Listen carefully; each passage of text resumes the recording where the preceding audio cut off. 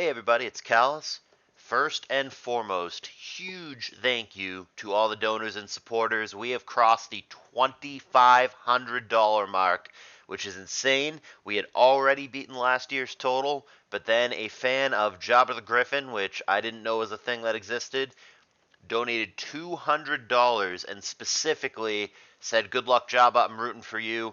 And with that $200, which is a massive donation that I super appreciate from the bottom of my heart, we have crossed $2,500. It is by far the best paying and most lucrative CALLOUS Invitational there's ever been. And if I run this tournament again next year, which there's a good chance, then we set the bar really, really high to try to break that. So first and foremost, thank you to everybody who has supported this tournament, and certainly every donor who has generously volunteered their money to make this tournament a reality. Getting back to the matter at hand, this match being played on my birthday. Man, I was already feeling old. I am even older now, 33 today. It is Jirachee and Ban Manaphy in the top 8 of CALLOUS Invitational 6. Winner's going to be in the top 6. This is lower bracket action, and the loser, as you know, is going to be out. Ban Manaphy has been here before. He had a third place finish in his CI debut back in CI 4. I believe he went 2-2 last year, which is a fine record, and here he is going deep yet again, a consistently very strong upper echelon performer in this tournament. Jirachee, very fond of the man, have worked with him in many side tours, very cool, very generous guy, someone who's really hard not to like, just a respectful, hard-working dude who's willing to put in the work, and he gets results. I really, really like Jirachee. It stinks that one of these guys has to go, but I mean, at this point, the pairings are so tight. Everybody's good. Everybody's friends. Somebody's got to go. Is it going to be Rachi? Is it going to be Mana? Haven't watched the games. Going to find out together. Let's go. Game 1 and best of 3. Rachi's bottom, Mana's top. It's the two most common leads in ADV, Zapdos and T-Tar. But it's an immediate protect rather than Thunderbolt, going for like a Dugtrio trade or a BP, which would have maybe caught Bliss here and gotten a beat up off with Dugtrio if he has that. He goes for protect, and it whiffs as Mana switches to Blissey, which, like I said, would have been vulnerable to a beat up Doug had he just BP'd out. So maybe missed opportunity from Rachi, but it really does depend on the sets and teams for both. Might not even have a Dugtrio, might not even have BP, so hard to know. He does get a focus punch off on Skarm, and then another one as Skarm spikes up, so one layer in exchange for a ton of damage, 75% after all is said and done for Mana. Focus punch again gets interrupted by Hidden Power. Is that HP Ground? Might be HP Ground. Then again, I don't know. I mean, it also could be HP Steel, I guess. I'm not clear. It's not HP Fighting because it would have done more. So HP Ground or Steel. He's actually fighting back one-on-one. Does he have a Dugtrio in the back? Is that why he's so willing to do this? Okay, well that rules out HP Ground. And HP Fighting would have done more. So I guess we're looking at HP Steel, which I guess has better accuracy than Steel Wing. I'm not sure off the top of my head what the base power is of Steel Wing. It's not a move we see very often. But Mana is playing in such a way where I think, well, maybe not now, but he could still. I think Mana is representing that he has a Dugtrio. He seems so willing to just stay in there and take the trade and eat rock slides, which would indicate to me that he can follow up with a Dougie. This would be really interesting if it were a Dougie, so it'd be like double Trapper and Magdoll smushed into one. I don't know what the win condition is if that's the case for Mana. If it is Doug in the back, this team seems so passive and so do-nothing. Normally with like Magdoll, or even with Double Trapper, you've got like a Suicune or a Snorlax or something that like actively has a setup move and can actively win the game. I guess T-Tar from Mana could be like DD and he just wanted to lead with it or whatever. I guess that could be the one win con. Or alternatively, it could be Combine Bliss, but if it is a Dugtrio in the back for Mana, I don't think I like the team. I think it's way too passive for my taste. And Blissey, having shown Toxic, is not going to be a CM Bliss. So the only win con, if it were a hypothetical Doug in the back, which I might be going too far down that rabbit hole, it doesn't have to be. I guess would just be the T-Tire. It could easily just be like Last Poke Mence or something for mana, though, like an actual win con. Or Last Poke Coon also makes sense. Something that enjoys Mag and Doll support. Could totally be a Coon or a Mence as well. So here comes Spikes. That's layer number 2. Obviously not going to stay in and die to Zapdos here, and you've got Bliss Doll in the back. And it is just going to be Bliss. And again, Jirachee playing in such a way where he does not have Baton Pass or the option to go to Dugtrio here. He goes for Toxic and misses, and Blissey, whether that had connected or not, was going to go for Soft Boiled, so that's what happens. Here comes the Rachi switch in, and that's going to be immune to the Toxic attempt. Good thing Zapdos didn't take that. Going to start CMing up, and going to be immediately tossed 25%, so we're looking at a 404 HP, or I guess it could be a 401 if it's not substitute, but a very bulky, lots of HP Jirachee. Skarm comes in at this point, and does not survive the Ice Punch, but Magneton is going to follow up. Doesn't seem that exciting, though, against +1 Rachi. Misses Thunder, and T-Wave gets off, so that's a good start for mana, but the follow-up Thunderbolt is not that exciting, just 23% thanks to the Combine boost. 27 this time with a better damage roll, but Rachi finally connects with an attack, connects to Thunder with Thunder through power and imperfect accuracy. Here comes Wish. And DQ, fair enough. Jirachee lets it go. Perhaps he doesn't value it that much because it had been paralyzed. So that leaves us at a 5-5. That felt like an obvious Earthquake. I felt like Jirachee could have not only passed to Zapdos there, but could have passed the Wish to Zapdos there. I don't know that I personally would have given the Jirachee up in that spot, but like I said, maybe upon it getting paralyzed, he just didn't see that much value anymore. Magneton gonna be foddered here. And that leaves us in a 4-5 situation with Rachi ahead. Blissey coming into the one-time boosted Swampert. And that is not the play. Counter, I guess, thinking Earthquake was going to come down, or hell, even Focus Punch, but neither of those occur, and it's an awkward counter. So the full team now shown for Jirachee as he reveals Arrow in the back. Huge 48% and gets the flinch. Real bad for mana. Going to be forced to go to Doll here. And that's going to be a crit. So 2 very good Rock Slides in a row. Puts mana in a tough position. However, he's going to get him from a hundo with Explosion. So that Doll has got to have some significant attack investment. Which is good because a defensive Doll would not have killed Aerodactyl with Explosion there. And he really, really needed that thing gone. It seemed to be a huge issue. But what's the win con for mana? It's not a Special Tower, that's for damn sure. Is it last Mence? Is it last Coon? Is it last Agilagros? Give me something in the back that can actually win the game. There we go. Salamence. It has to be, right? It's got to be something that can win. But he walks right into an Ice Beam. What a snipe for Rachi. This is going to make that way harder than it otherwise would be. T-Tar goes down. Blissey maybe can get a Soft Boiled off here. But yeah, that's what she's got to be afraid of. Focus Punch in the back. Oh, it's got to be a bulky Swampert, though. It's not an off-pert. That's got to be a bulky set with Focus Punch. That definitely would have done more. It might even be a bold Bliss. That is the least exciting Focus Punch against Blissey I've ever seen. 37%. I think that's a non-invested pert with no attack.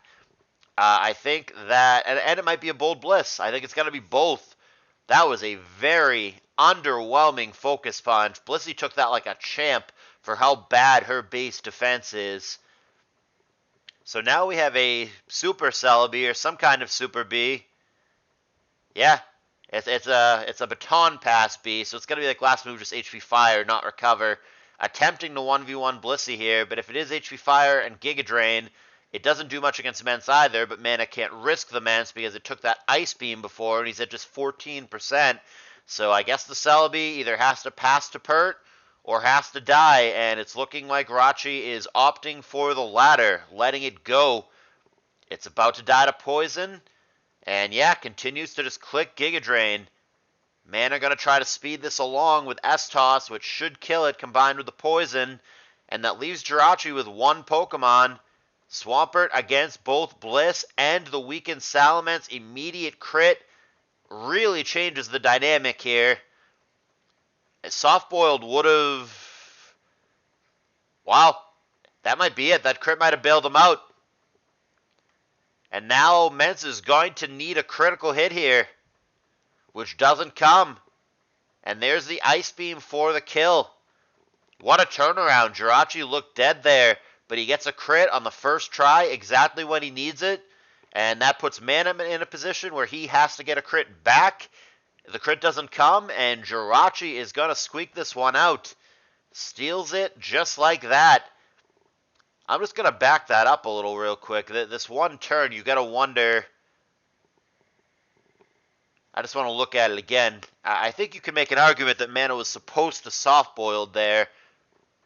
That might be very results-based because, of course, the crit happens instantly. But this turn 54, I don't know. I mean, here's the issue. There's a couple issues with soft-boiled. So maybe Mana did play it right and just got unlucky. Like, the issue with soft-boiled, right, is if you soft-boiled and then... And I don't remember who's faster. The Swampert's faster. Yeah, so if you soft-boiled as Blissey and then Swampert just eats EQ, you basically just end up in the same or worse position than you were. Worse, in fact, because the EQ do more than 21%. And it just prompts the question of where are you actually going with this. And then in the meantime, the Swampert is just sitting there gaining lefties. So that's not going to work.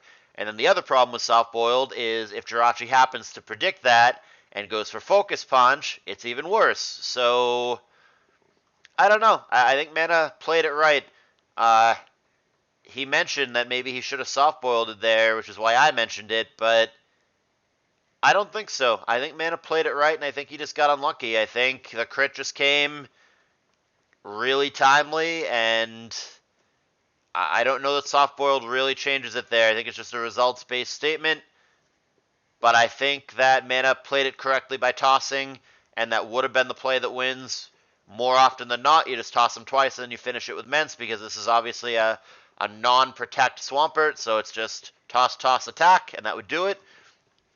And like I said, I think you just got unlucky that there was a crit. Simple as that.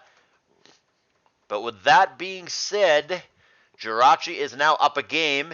Mana, the third-place finisher in CI4, is now on the verge of elimination. Gonna have to take Jirachee out in the second and a hypothetical third game, or he's gonna be out of here. Phil Jirachee, as he's known, is going to have two opportunities to get this one done. So here's game two. Medicham on the top for Mana. Focus Punch threatening Tar, and Jirachee with balls of steel to stay in and call that out with Earthquake. And he's going to Focus Punch again. And he's going to be Earthquaked again. Unbelievable.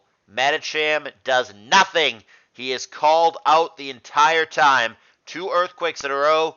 Totally willing to lose the Tar if Medicham just clicks Brick Break.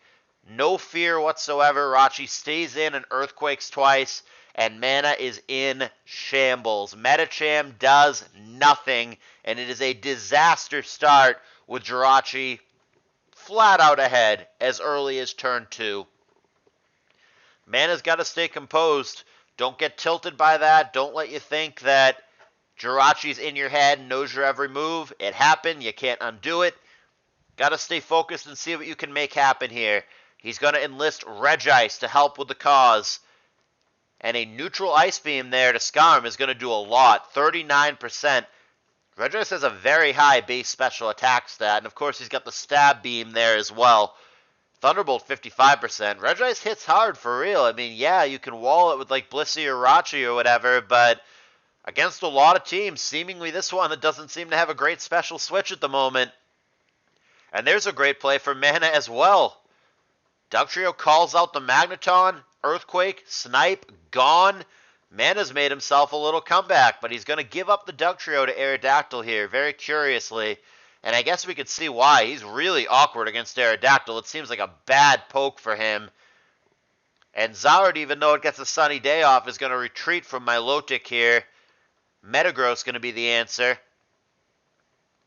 And he goes for Mash rather than Explosion, which is good, because he would not have wanted to explode on the 23% Skarm. What he does do is get 2 Mashes off, does not get an Attack Raise that he was probably looking for, and now Claydol is going to go for EQ, which is also going to eat a Meteor Mash. This one's going to be for a whopping 68% for a non-banded Metagross. And now Zard is going to sneak in on EQ. So Mana making some plays, getting back in this in a 4-4 game. Focus Punch. Decent neutral damage there to the Aerodactyl, 41%. Regice coming into Double Edge, which, again, doesn't seem like there's a good answer for Mana. He lets Regice go, and here comes Kun. What else are you going to do? Kun seems like a strong Pokemon against Jirachi's lineup, though he does have the option, presumably, to boom with the Doll and then come in and finish it with Arrow, which is one of his only answers. Running out of options for Mana, Charizard takes a 46% Surf despite the presence of Sunny Day reducing the damage. And now he's going to be in Blaze and Pataya range and need to get there with Fire Blast. It's going to do an enormous chunk, but the resistance of Milotic is just too strong, 67%. It is Kun and only Kun to bail Mana out of this, and if it is a non-explosion Claydol, or if the Kun is faster than Claydol, it has a good chance to do exactly that. The way that Jirachee wins here is going to involve either forcing the Kun to go to sleep and then blowing up on it and following up with Arrow, or if you don't have the option to blow up on it, you're going to have to force it to sleep and then come in and just get there with Arrow, which very well may involve a critical hit.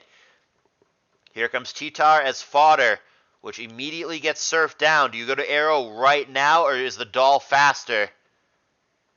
Faster boom is exactly what he's looking for, and it's exactly what he's got. That is going to take Jirachee where he wants to be. He is in the top 6, and he can taste the money. It is so close. And Ban Manaphy, a consistently very good, excellent CALLOUS Invitational participant. Like I said, 3rd place in CI4, 2-2, CI5, and now this deep top 8 run in CI6. Mana has consistently, for 3 years, been among the best CALLOUS Invitational performers. In the mind of many, he was the favorite, or one of the favorites in this tour, especially as we got later, and there were only a few players left. But his run is going to end here. A super respectable, hats-off top 8 performance for a classy and entertaining player that I am happy to have in my tournaments absolutely any fucking time. But this is going to be the end of the line for him in this one. Jirachee 2-0 over Ban Manaphy advances to the semifinals of the lower bracket in the top 6 of the event, which is really good. I hope you guys stay tuned because we are getting down to the nitty-gritty. Like I said, the prize pool over $2,500. And to really put that in perspective, since the structure is 50%, 30%, 20%, even the 3rd place guy gets 20% of over $2,500, meaning the 3rd place person gets over $500. The 2nd place person gets over $750, and the 1st place person, the champion, whoever that ends up being, is going to be a happy guy or gal with over $1,250 right now, and it could be even more by the end of this. All right, hope you enjoyed it. Thank you so much for watching. We are getting really deep in CI. Stay tuned. Thumbs up if you liked it, and I will see you guys in the next battle.